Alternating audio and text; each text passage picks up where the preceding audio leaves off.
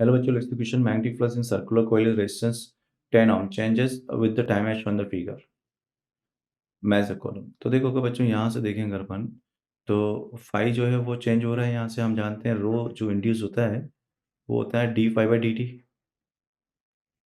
ठीक है। सो यहाँ से यहाँ तक d phi by d t slope जो है वो first at 1 second. First a की बात कर लेते हैं। At 1 second t equal to 1 second slope कितना होगा? Slope d phi by d t आने के आपके पास हो जाएगा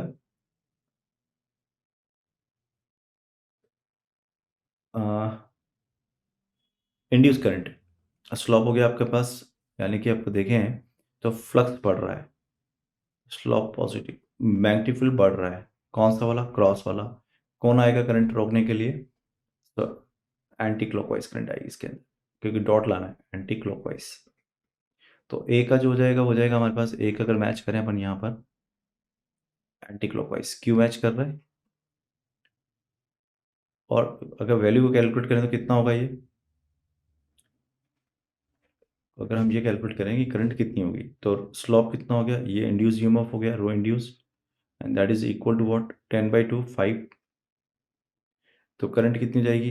5 बाई रेजिस्टेंस, यानी कि 5/10 1/2 एम्पियर, यानी कि 0.5 एम्पियर। ठीक है।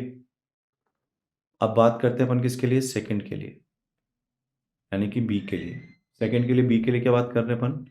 एट 5 सेकेंड, 5 सेकेंड यहाँ कहीं होगा तो रो जीरो हो जाएगा, क्योंकि D five by d T is zero.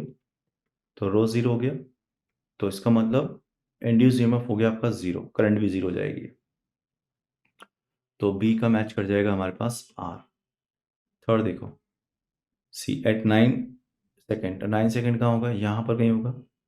तो रो जो होगा वो नेगेटिव का हो जाएगा, कितना? 10/2 5 -5। इसका मतलब ये करंट कैसी हो गई? वो करंट एंटीक थी तो ये क्लॉकवाइज करंट आ जाएगी। तो आई इज इक्वल हो गया -5/10, यानी कि माइनस का 0.5 करंट हो जाएगी क्लॉकवाइज। क्लॉकवाइज करंट हो जाएगी। तो सी का जो आ जाएगा क्लॉकवाइज करंट, यानी कि पी आ जाएगा। डी एट 15 सेकेंड, 15 सेकेंड का यही होगा वापस। ठीक है क्या? अब ये जो मैग्नेटिक फील्ड है वो वापस, अच्छा इसमें देखो कि का जो फ्लक्स था वो नेगेटिव हुआ है। नेगेटिव हुआ है इसका मतलब डॉट हो गया। मैग्नेटिक फील्ड क्या हो गया है? मतलब ये देखें आप, नेगेटिव में बढ़ रहा है। तो सेकंड में फील्ड डॉट आ गया, और डॉट बढ़ रहा है तो कौन आएगा? क्रॉस, यानी क्लॉकवाइज करंट आएगी। तो ठीक है, अब यहाँ पर डॉट जो है वो घट रहा है, तो इसमें कंडीशन क्या आएगी? एंटी क्लॉकवाइज करंट, क्योंकि डॉट घट रहा है तो डॉट को लेके आना है एंटी क्लॉकवाइज करंट। तो कौन सा हो गया? डी। करंट हो जाएगी आपकी एंटी क्लॉकवाइज, यानी कि ये हो जाएगा आपका क्यू।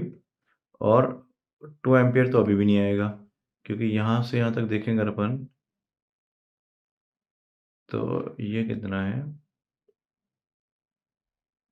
तो अगर ढंग से देखें तो ये Q1 जो है, आई मीन से Q तो आ रहा है इसका आंसर, लेकिन 2 एम्पियर कहीं नहीं आएगा। So this is the matching. All the best.